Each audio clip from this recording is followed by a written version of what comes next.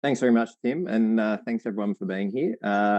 AI media is really well positioned to benefit from the fast emerging improvements in AI. AI media is 20 years old this year, and the AI that we have been using has massively changed in the last 2 or 3 years since listing. I might go through to the next slide, thanks. What has happened has been no less transformative than what people are experiencing with ChatGPT. And in fact, very, very similar technology has gone into our automatic captioning product called Lexi. And the real difference between the way that we've been able to deploy the AI in the past and the way that we're able to deploy the AI now is that in the past, we always needed a human being, a human in that loop, who had trained the artificial intelligence algorithm to their unique voice print. And then they would repeat everything that was being said into that speech recognition program, uniquely attuned to their voice print to get the level of accuracy that is required for live captioning. What has changed in the last couple of years is that we no longer necessarily need that re-speaker in the middle of the equation, and that we're able to deliver the level of accuracy that people expect of AI media that you see on Channel 7 and Channel 9 day in, day out, without necessarily needing a human being in the middle. And that's part of this technology transformation that's been underway for the last couple of years. So we'll flip through the next slide, thanks.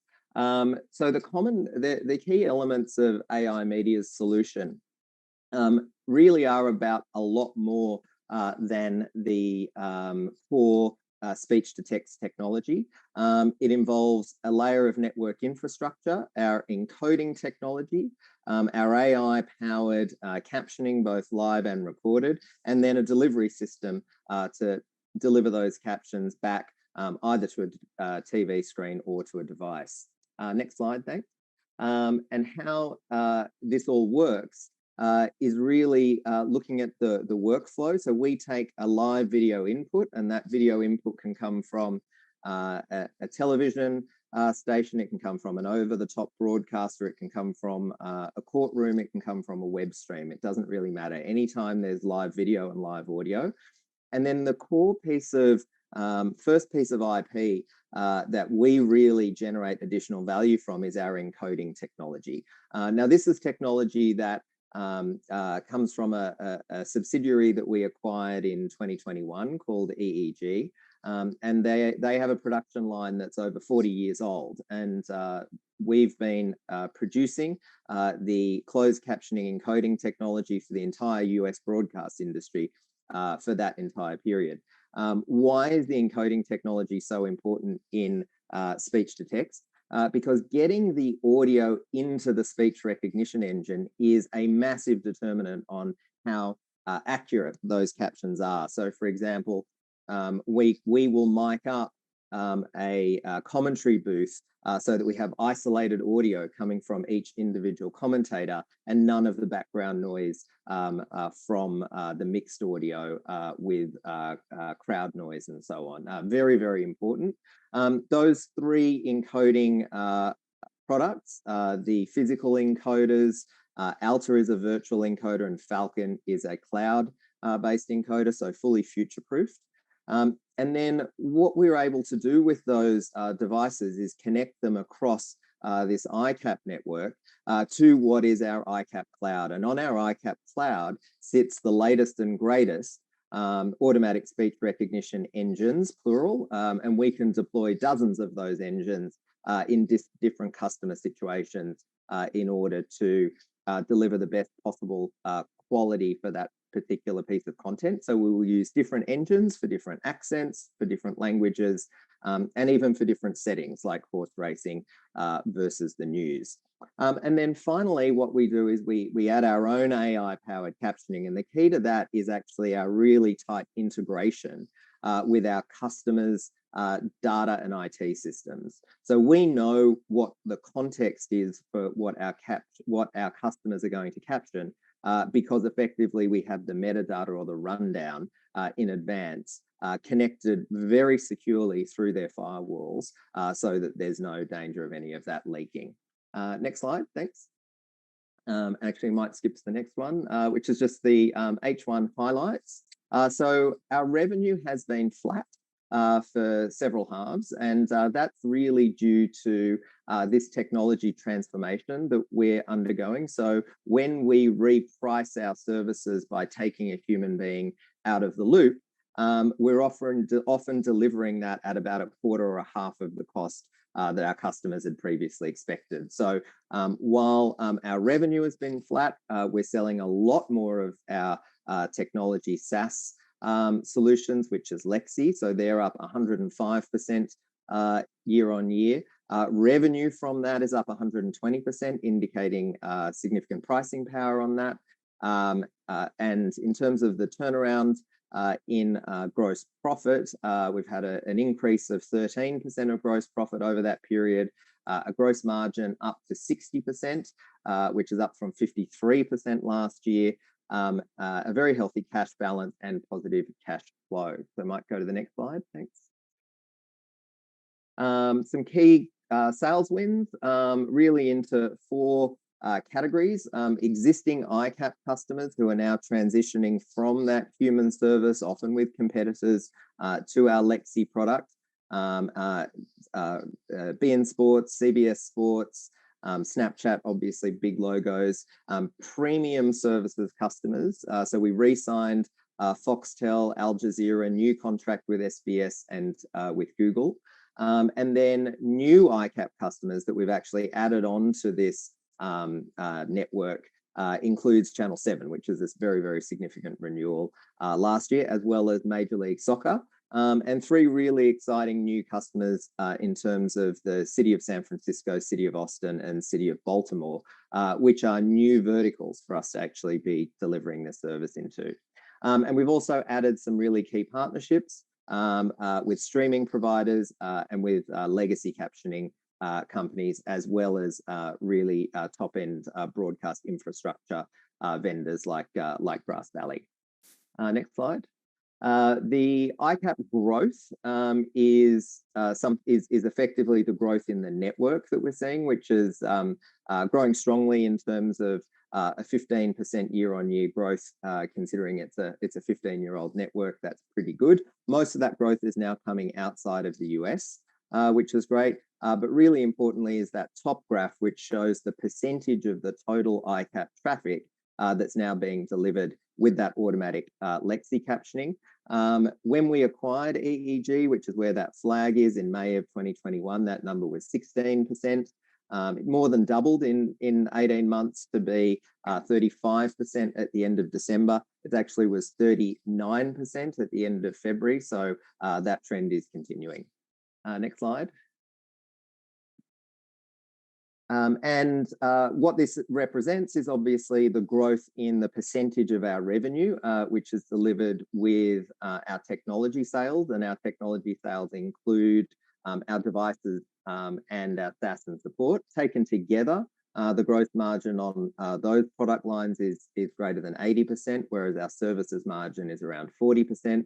And that's really the key driver behind the improved bottom line performance and the improved cash flow performance, notwithstanding flat revenue. Next slide. And the macro conditions at the moment in the uncertainty are actually playing to our strengths in many ways, because we have a cheaper technology solution, and because we're able to also afford technology solutions for failovers. What we're seeing is actually, notwithstanding difficult economic conditions, many customers are now actually increasing the amount of captioning they're doing, which includes Major League Baseball, the UK Parliament, and Channel 7. Next slide. And in terms of the turnaround, you can really see over the 2-year period, so since the IPO, we've turned a $7 million half-year loss into a $1.4 million EBITDA profit. And that's off the back of that those gross margins increasing over 2 years from 38 through to 53 through to 60, largely due to this shift in the technology products, driven by the massive increase in the quality of that. Next slide, thanks. And the next one. And then that increase in quality has really been driven by those improvements in AI that I spoke about. GPT is the generative pre-trained transformative model that many people are familiar with in terms of ChatGPT. Chat by itself has nothing to do with Lexi or automatic speech recognition, but GPT, as well as natural language processing, acoustic and pronunciation modeling, and BERT, which is a kind of Google version of GPT, they've all gone in, and those same improvements that have powered ChatGPT, those tens of billions of dollars that are being invested each year, actually help to improve the out-of-the-box automatic speech recognition engines. And then what we're able to do on top of that is we're able to ensure that we've got the best possible audio coming through that system through the encoders, that we're able to connect with the right out-of-the-box ASR solution, and then finally that we're able to access our customers' sensitive data to improve the accuracy of that. So next slide just highlights sort of all of the elements in which AI is embedded at AI Media, from the encoders through to Lexi, through to the smart Lexi, that smart stitching layer, the ICAP cloud, and then of course the AI premium services. So in terms of where to next, next slide, thanks. What we are seeing is that continuing nonlinear improvements in AI will power our future growth. We are continuing to benefit from those improvements in AI, and we're looking for new industries and new verticals to now deploy this technology. And in the interest of time, Tim, I might just pause there and let you ask a few questions.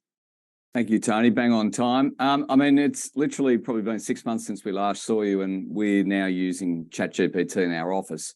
Does that sort of AI technology become a threat? Does it potentially become a competitor, or is it something that helps your business grow?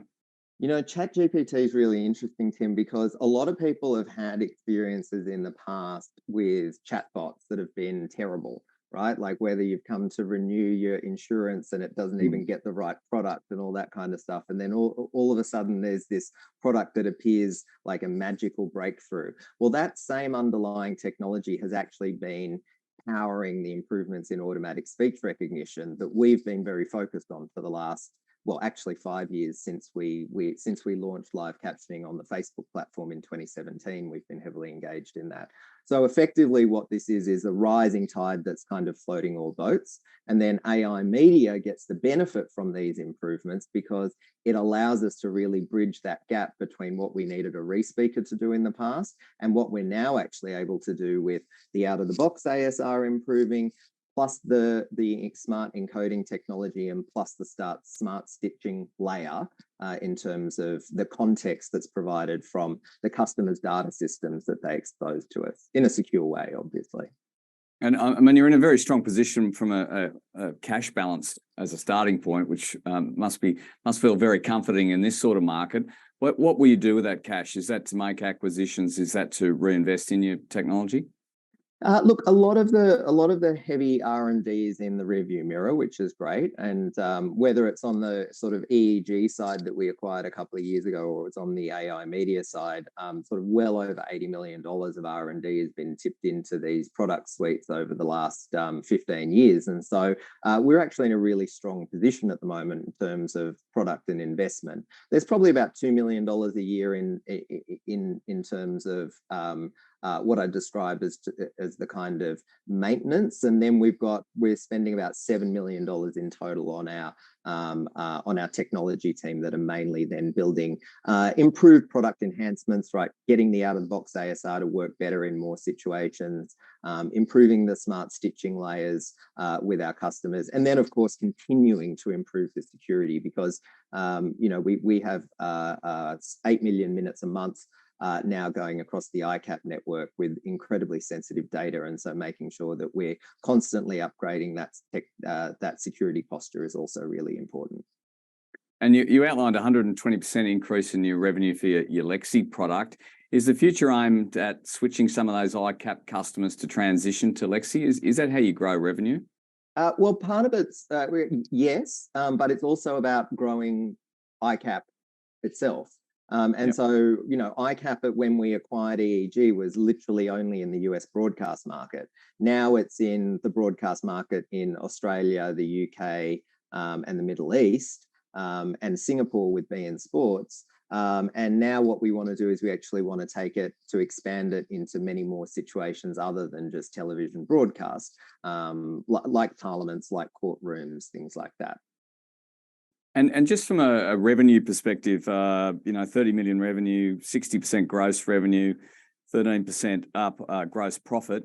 The EBITDA, how do you improve the EBITDA given those solid numbers?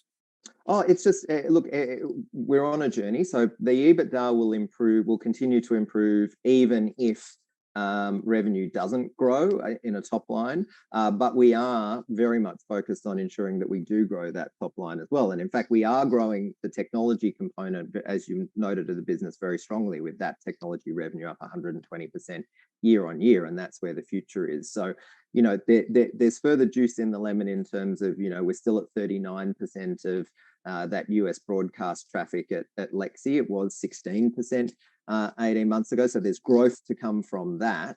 But the bigger avenue for growth is those companies that really haven't yet fully cottoned on to the power of integrating live captioning in terms of their workflows, and whether that's universities, schools. If you've got a free always on service that's actually going to let you then stitch that audio into those videos so that you can search forever on the basis of, when someone said a certain word on a certain piece of media archive that you've got, suddenly that becomes a very powerful tool and much more valuable than say, just producing live captions.